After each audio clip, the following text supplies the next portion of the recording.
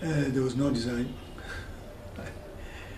I think I got into academia because I actually can't remember when I decided to get into academia. No, I mean, I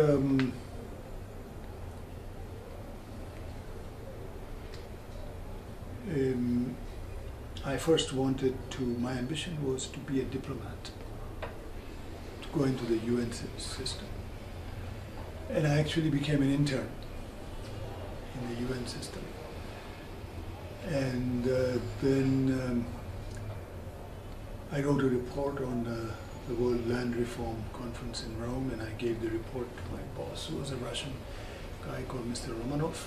Mr. Romanov took the report and he opened the drawer and put the report in there. And every morning I would come and I would open the drawer and I'd find my report there. And after a month I wrote another report on the Nuclear Non-Proliferation Conference, and he opened another drawer and he put the report there. And I eventually realized that reports are meant for drawers and nothing much happens to them. And I left and I became an intern at the Uganda mission to the UN. And I used to write speeches for the ambassador and in the different UN committees he was in. And he would give the speech, and there would be like 7, 8 people in the committee, and 2 maybe resting or relaxing.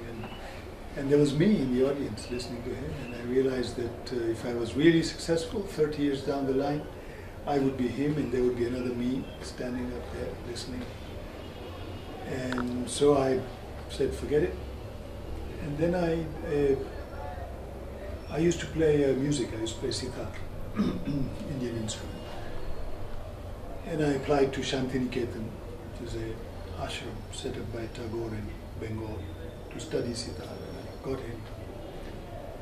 And I bought myself a cabin fare on the Queen Elizabeth. And I was in New York City. I went to see a friend of mine in Harlem, and then I was going upstate New York to be a camp counselor for 2 months, and then I would take this ship. And when I went to see my friend, for a half hour I came back down. I was driving somebody's car, all my things were in, they were all stolen, including my briefcase, which had my passport in it. So I became stateless, because the Uganda government had a Uganda passport. It was just the beginning of that dynamic which ended up in the Asian expulsion here. It was 1969. And anyway, they wouldn't reissue me a passport. They said I'd have to come to Kampala. I didn't. So basically I couldn't go outside the US. Then you had to register for in January as an alien in the US. And I didn't register because I didn't have a passport. And eventually I got a draft notice, and I got so scared I flushed it down the toilet. I thought that would solve the problem. Anyway, of course I realized in my sober state that that wouldn't solve the problem. I decided to apply to graduate school. So I applied to Harvard. I got in. I actually got a big fellowship, 5 years, and so I got in there, and still I hadn't thought that I would be an academic. I didn't know what I would be, but I was doing a PhD because there was nothing else kind of that I knew that I could do.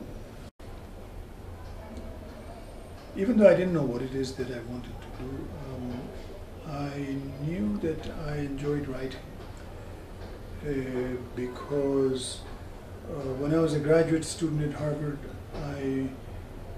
I did a semester paper for a 2-semester course which involved fieldwork, and it was published as a book. It was my first book, and I realized I could write. When the expulsion happened and I needed money, and I met somebody at London School of Economics, and she had just done a PhD and she couldn't get a job in a publishing house.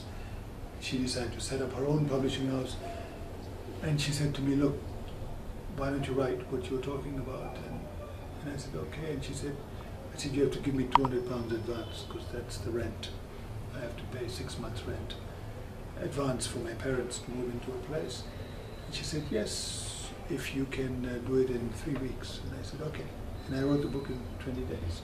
So I had the sense that I could write, not fiction, but I could write, you know, about life and experiences and stuff like that.